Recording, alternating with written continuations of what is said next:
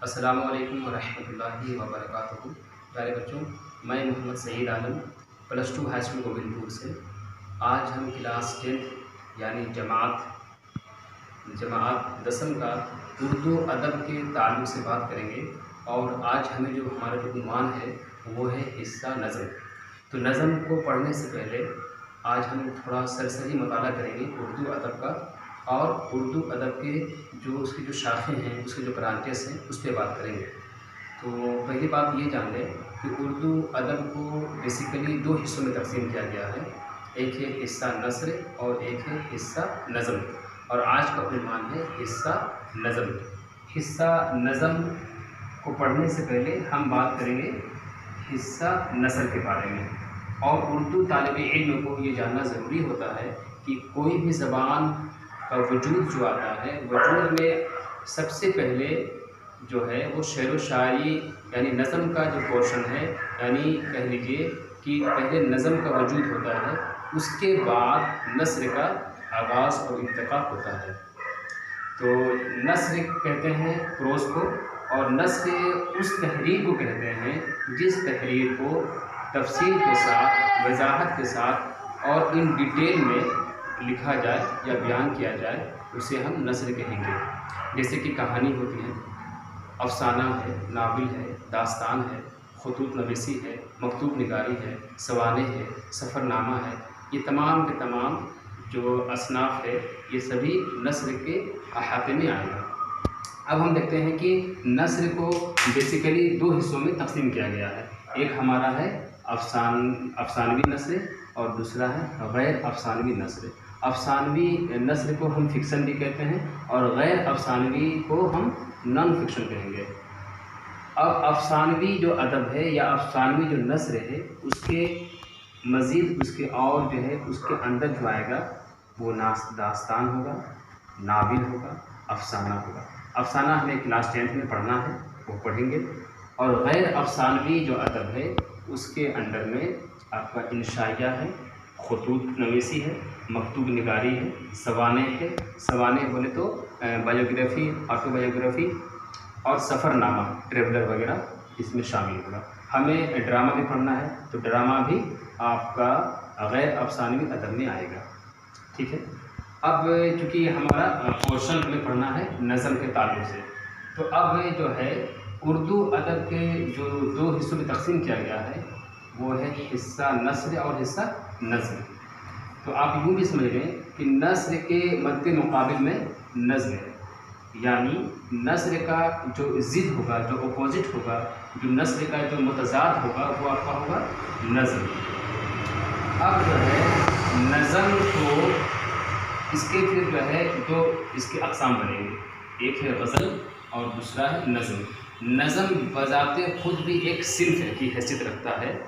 जैसे कि नस्र के मद्दे मुकाबिल में आपका नज़्म है, और नज़्म को फिर जो है एक उसका जो किस्म बनेगा वो गज़ल का बनेगा, और दूसरा फिर नज़्म।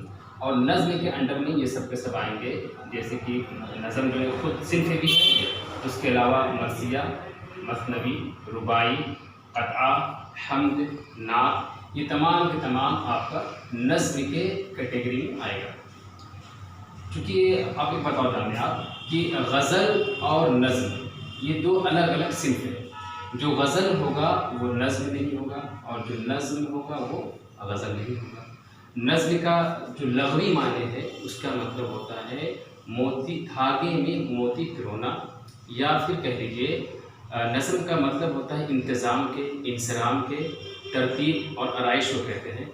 जिस किसी बात को हम मुनज़्ज़म तरीके से तरतीब देकर उसको एक रिदम में और उसको एक की तरन्नुम और तकल्लुम में अगर हम उसको बयान करते हैं शायरी के अंदाज़ में, तो वो आपका नज़्म होगा।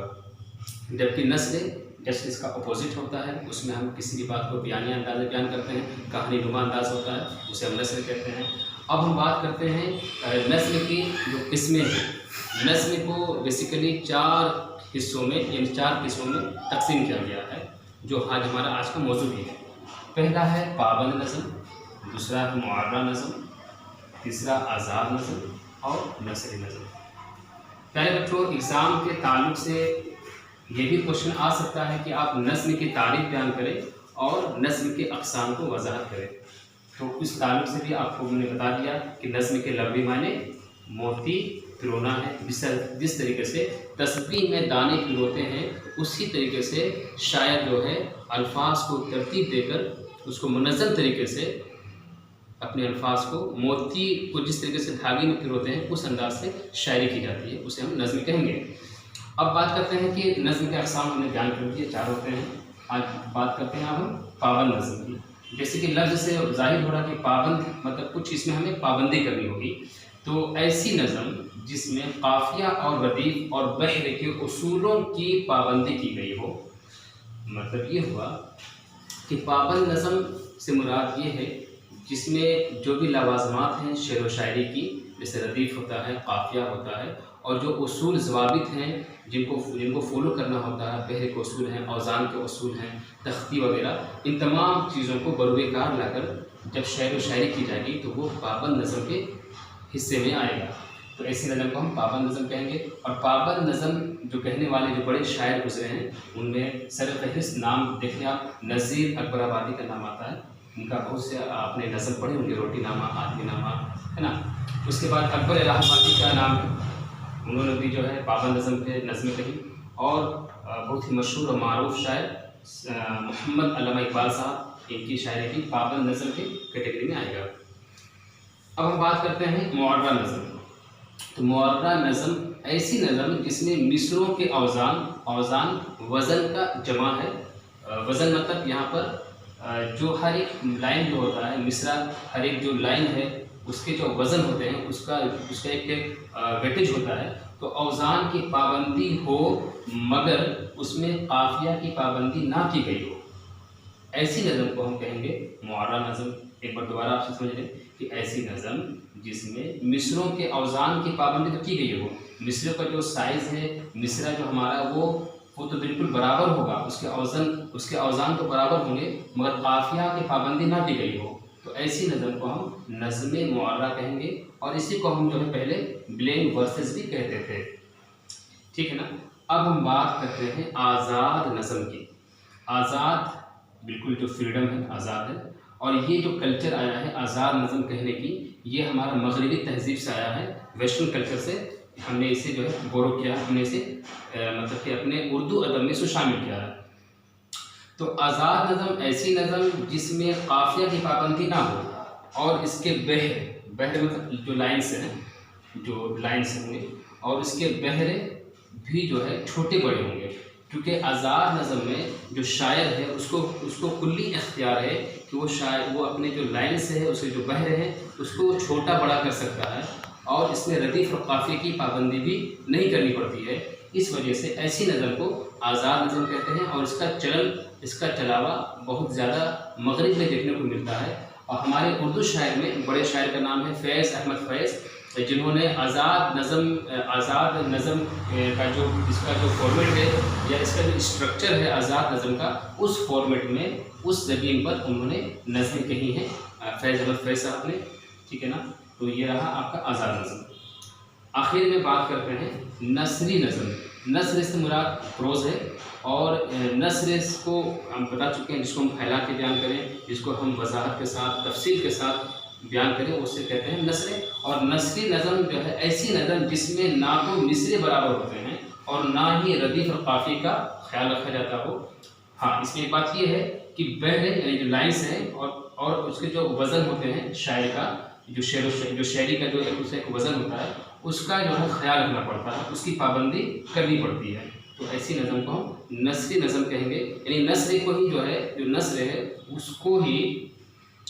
उसको ही एक तरन्नुम में, एक तकल्लुम में और उसके औज़ान को यानी वज़न को बराबर करके अगर हम शायरी करते हैं तो वो आप नसरी नज़्म के अहाते में आएगा। इस तरीके से आज हमने नज़्म के ताल्लुक़ से जो भी बेसिक मालूमात था वो हमने हासिल की। एग्ज़ाम के ताल्लुक़ से आपको जो क्वेश्चन आ सकता है वो ये आ सकता है कि आप जो है नज़्म की तारीफ़ बयान करें और नज़्म की कितनी अक़साम हैं वो बयान करें। अगर खुदा न खास्ता ऑब्जेक्टिव टाइप क्वेश्चन अगर पूछा जाए तो आप ऑब्जेक्टिव टाइप क्वेश्चन यानी मारूज़ी सवालात के ताल्लुक़ से भी आप देखें कि नज़्म की कितनी अक़साम है, तो आप 4 बयान कर सकते हैं, ठीक है।